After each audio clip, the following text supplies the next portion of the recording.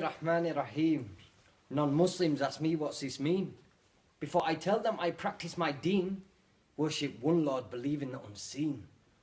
La ilaha illallah. That's the beginning of my kalima. I remember before I reverted, I felt so alone and I felt so deserted. Had a pain in my heart and it kinda hurted, till Allah subhanahu wa ta'ala He inserted my guidance to Islam through the sound of the azan. It was like an alarm, and now I fast in Ramadan.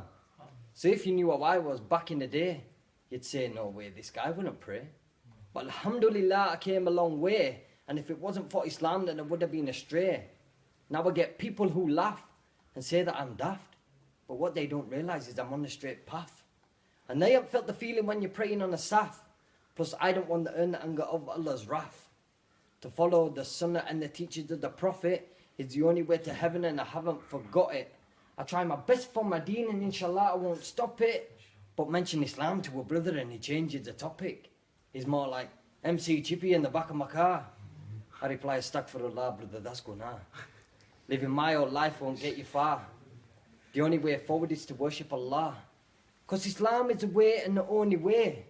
Now it's off to the masjid, it's time to pray. Make sure you do it 5 times a day to stop the shaitan from getting in your way. Try to avoid things which are haram. They're haram for a reason, because they're doing harm. We need our iman to be our imam, to spread the knowledge and the message of Islam. Because Islam is my religion, so please will you listen. It was my own decision, now I'm crying with submission. Whether you're an Asian, black or Caucasian, it doesn't matter about your nation, no frustration in prostration. Being a Muslim is my fate. I'm glad it happened, could have been too late. Allahu Akbar, Allah's great. With all His mighty did create. The world we live in today. Our bodies so we can pray. Our mouths so we can say, Allahumma salli alayh.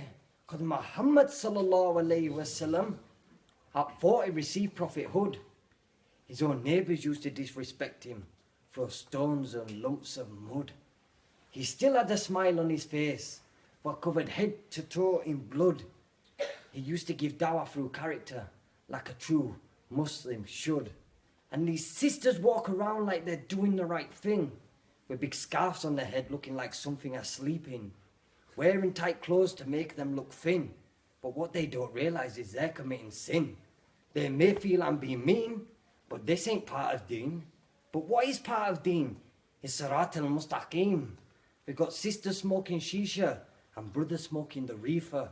These same people have stood boycotting McDonald's wanting to bring a Khalifa. So brothers,